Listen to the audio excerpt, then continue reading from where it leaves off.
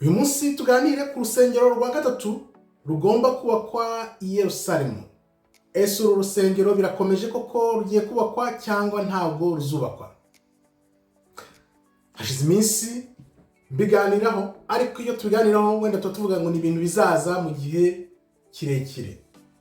Iminsi 2-3 ishize nagiye kubona mbona iyi site yabo, nubwo nari nzi ko iriho ariko ntabwo nari narayisuye ngo ndebe iyi site yabo koko bari mu biki barakomeje.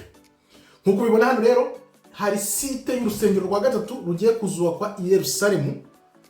Nkuko ubibona hano iyi site yabo bakwereka ibyo bazakora uko inyubako izaba imeze, ubucamanza, politiki, ibintu by'uburezi, itangazamakuru, byose barabikwereka uko bimeze. Ariko iyo ugiye hano ku ntangiriro bakwereka uko urusengero rugomba kuzaba rumeze. Dore nguko uko bakwereka uko urusengero ruzaba rumeze, ruzaba rwubatse, noneho bakarwubaka i Yerusalemu. Barakwereka abantu bamaze kugira bashyigikiye uyu mushinga, bavuga ko bashyigikiye umushinga.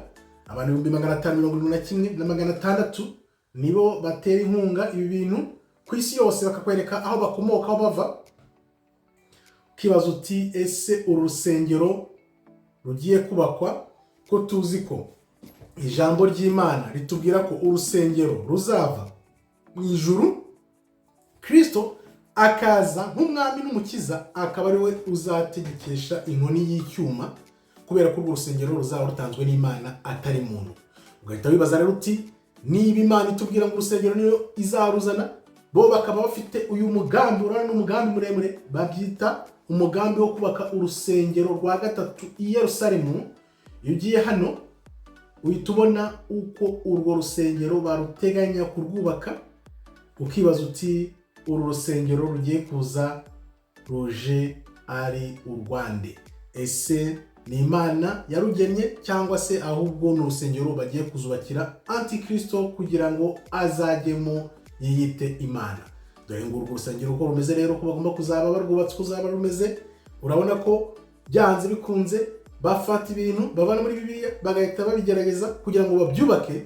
Ariko tuzi ko uru rusengero ntabwo rugomba kuzubakwa na muntu, kuko urusengero rwa gatatu rugomba kuzava mu ijuru ruzanye na Kristo umwami n'umukiza. Uru rero bashaka kubaka akaba ari rumwe Antikristo azajyamo kugira ngo yiyite Imana.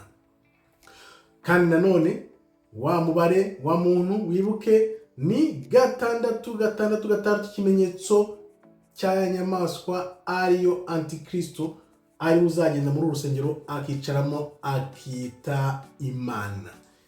Niba rero ijambo ry'Imana riba rikubwira ngo urusengero ntabwo ruzubakwa na muntu, abantu bakakubwira ati tugufitiye gahunda yo kubaka urusengero, ese Imana nibeshya cyangwa aba nibo babeshya? Ubeshya ninde? Dore rero turaguteguje, ntuzagwe mu mutego wa Satani, nubwo mu mutego wa Satani nahawe. Murakoze rero, Imana ikomeze ibarinde. Shalom, shalom, shalom.